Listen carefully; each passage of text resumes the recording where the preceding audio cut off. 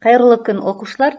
Біз бүгін екі айнымалысы бар сызықтық емес теңдеулер жүйесін шешудің графиктік тәсілімен танысатын боламыз. Мысалдар қарастырайық. Бірінші мысал. Бізге мынау теңдеулер жүйесі берілген. X-тің квадраты қосылған Y-тің квадраты тең болады 16-ға. Және Y тең болады минус X квадрат қосылған 2X қосу 4. Теңдеулер жүйесінің графиктік тәсілмен шешу үшін біз бір координаталық жазықтыққа осы екі теңдеудің графигін саламыз және олардың қиылысу нүктелерін табамыз. Бізге беріп тұрған бірінші теңдеу бұл шеңбердің теңдеуі. X-тің квадраты қосылған Y-тің квадраты тең болады 16 деген.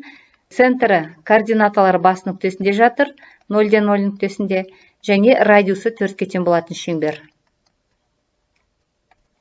Екінші беріліп тұрған функция ол квадраттық функция. Y тең болады минус X квадрат қосылған 2X қосу 4. Оның графигі парабола. Параболаны салу үшін бізге оның төбесі және координата осьтерімен қиылысу нүктелері керек. Парабола төбесін табайық. Ол үшін түрлендіру жүргізейік. X-тің квадраты азайтылған 2X. Бұған 1-ді қосып 1-ді алайық. Яғни біз толық квадратты айырамыз қазір. Қосу 4 тең болады минус, мынау алғашқы үшеуі бұл X минус 1-дің квадратын береді.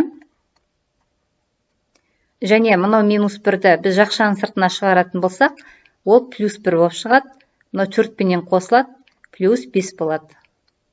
Соменен Y тең болады минус X минус 1-дің квадраты плюс 5.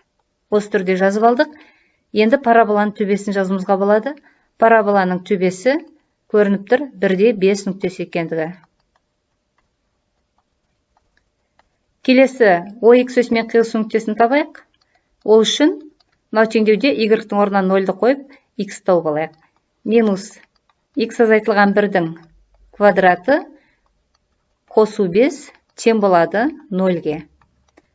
Бұдан X минус 1-дің квадраты 5-ке тең екендігі шығады. Және X минус 1-іміз минус түбірасты 5-ке. X минус 1-іміз түбірасты 5-ке тең екен. Бірінші жағдайдан X табатын болсақ, X тең болады 1 минус түбірастында 5-ке. Екінші X тең болады 1 қосу түбірасты 5. Енді OY осьмен қиылысу нүктесін табайық. Ол үшін X 0-ге тең болу керек. Теңдеуде X 0-ге тең болса, Y 4-ке тең болатындығы көрініп тұр. Y тең болады 4. Сонымен X осьмен қиылысу нүктелері 1 минус түбірасты 5-те 0 және 1 плюс түбірасты 5-те 0, ал Y осьмен қиылысу нүктесі 0-де 4. Сонымен бір координаталық жазықтыққа шеңберімізбенен параболамызды салайық. Бірінші шеңберіміздің центрі O нүктесінде, координаталар бас нүктесінде және радиусы 4-ке тең болады. Ол мынау шеңбер. Енді параболаны саламыз. Параболаның төбесі 1-де 5 нүктесінде жатыр. Және X осьмен қиылысу нүктелері шамамен минус 1,2 және 3,2 нүктелері. Параболаны жүргізейік. Неке көріп отырсыздар. Енді мына шеңбердің бойындағы әрбір нүктенің координатасы мына теңдеудің шешімі болады. Ал параболаның бойындағы әрбір нүктенің координатасы екінші теңдеудің шешімі болады. Енді осы екі қисықтың қиылысу нүктелерін табайық. A нүктесі, B нүктесі, C нүктесі және D нүктесі. Міне оқушылар, осы қиылысу нүктелері, A, B, C, D нүктелері, олар параболаға да тиісті және шеңберге де тиісті. Олай болатын болса, бұл 4 нүктенің координаталары беріліп тұрған жүйенің шешімдері болады. Сонымен A нүктесінің координатасын қарап отырсаңыздар, X-і шамаменен 2,3-ке тең, ал Y-і 3,3-ке тең жуықтағанда. B нүктесінің координаталары x шамамен 3,6-ға, ал y минус 1,7-ге тең деп алуға болады екен.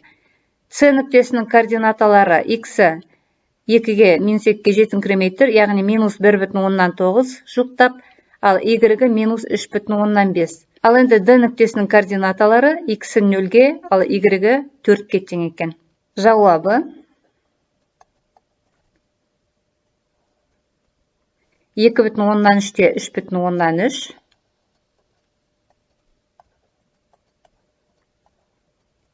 Келесі 3,6-да минус 1,7. Минус 1,9-да минус 3,5. Және 0-де 4. Енді екінші мысалды қарастырайық. Бізге мынау теңдеулер жүйесі берілген. Y-тен болады минус 8 бөлінген x. Және Y-тен болады 2 азайтылған x. Тағы да алдыңғы мысалдағы сияқты осы екі теңдеудің графиктерін бір координаталық жазықтыққа салайық және олардың қиылысу нүктелерін табайық. Бізге берілген бірінші теңдеу ол кері пропорционалдық тәуелділікті анықтайтын теңдеу. Y-тен болады минус 8 бөлінген x. Оның графигі гипербола болады. X 0-ге тең бола алмайтындығын біз білеміз. Енді график салу үшін қазір графикке тиісті бірнеше нүктелердің координаталарын тауып алайық. X-ке 1 беретін болсақ, Y-іміз минус 8-ге тең. 2 беретін болсақ, минус 4-ге тең. 4-ті берсек, минус 2-ге тең болады. Және 8-ді берсек, минус 1-ге тең болады. Бұл гипербола тармақтары екінші және 4-ші ширекке тиісті. Қазір біз мына нүктелер арқылы 4-ші ширектегі тармақты салып алатын болсақ, онда бұл тақ функция болғандықтан, біз оны координаталар бас нүктесіне қатысты симметриялы түрде бейнелеп, екінші ширектегі бөлігін ала аламыз. Енді екінші бізге беріліп тұрған түзу Y-тен болады 2 минус x. Яғни x 0-ге тең болғанда Y 2-ге тең болады. Және x 2-ге тең болғанда Y 0-ге тең болады.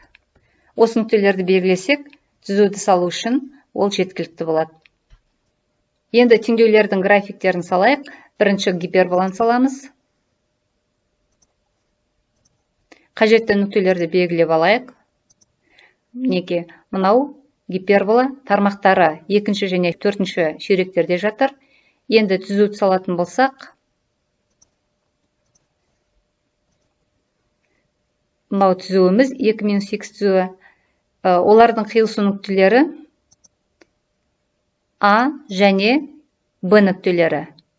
Мінекей. Енді осы екі нүктенің координатасын қараңыздар. A нүктесінің координатасы минус 2-де 4 нүктесі екені көрініп тұр. Және B нүктесінің координатасы 4-те минус 2 нүктесі. Мінекей, осы екі нүктенің координаталары мына берілген теңдеулер жүйесінің шешімдері болып табылады екен. Есептің жауабын жазайық. Жауабы минус 2-де 4 және 4-те минус 2. Сонымен оқушылар, біз бүгін екі айнымалысы бар сызықтық емес теңдеулер жүйесін шешудің графиктік тәсілін үйрендік. Енді өздеріңіз үйден есептер шығарып, бүгінгі өтілген сабақты пысықтаңыздар. Мен сіздерге мынау екі есепті дайындадым. Сабақ аяқталды, сау болыңыздар.